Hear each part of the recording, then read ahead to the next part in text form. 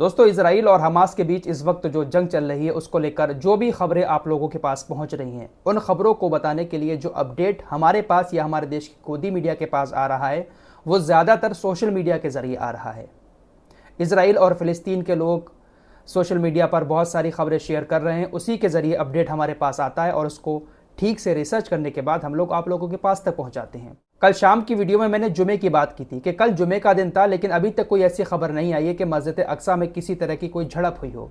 लेकिन अब खबर आ रही है कि मस्जिद अक्सा में झड़प हुई। दरअसल जुमे की नमाज से पहले हमास ने सभी फिलिस्तीनियों से कह दिया था कि वो जुमे की नमाज के टाइम मस्जिद अक्सा में इकट्ठे हों और वहीं पर जमे रहें, मस्जिद अक्सा से बाहर ना निकलें।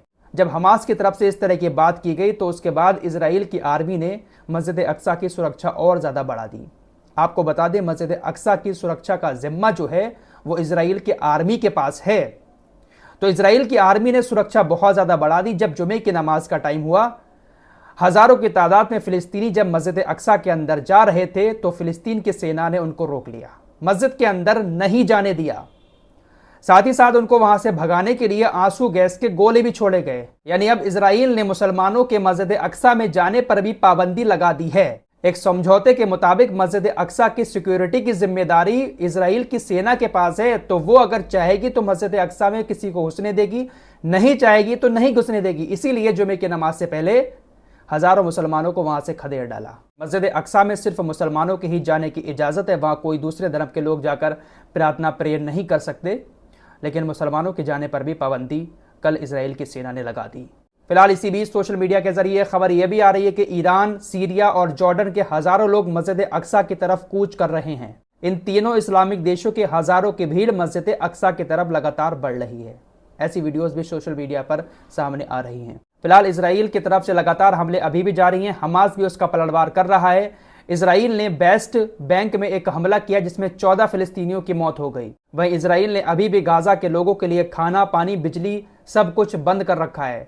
इस मामले पर WHO की तरफ से भी बयान सामने आया है। WHO ने कहा है कि अगर इजराइल ने गाजा के लोगों के ऊपर लगे बिजली और पानी के प्रतिबंध को नहीं हटाया तो बहुत बड़ी महामारी यहां पर फैल सकती है।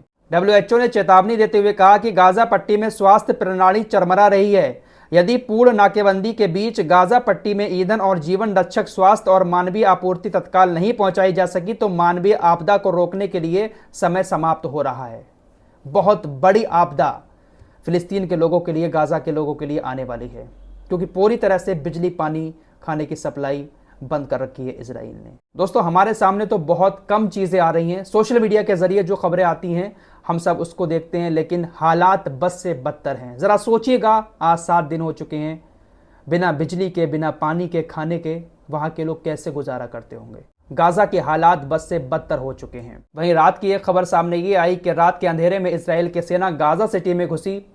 गाजा को छोड़कर जो लोग जा रहे थे, इजराइल की सेना ने वहां पर बमबारी की और उसमें 70 लोग मारे गए।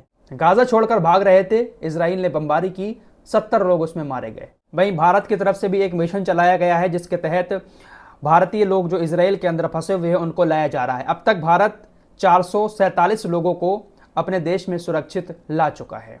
तो भारतीय लोगों को इजराइल से सुरक्षित निकाला जा रहा है। फिलहाल इस रिपोर्ट में इतना ही। लेटेस्ट अपडेट के लिए हमारे चैनल को सब्सक्राइब कर सकते हैं।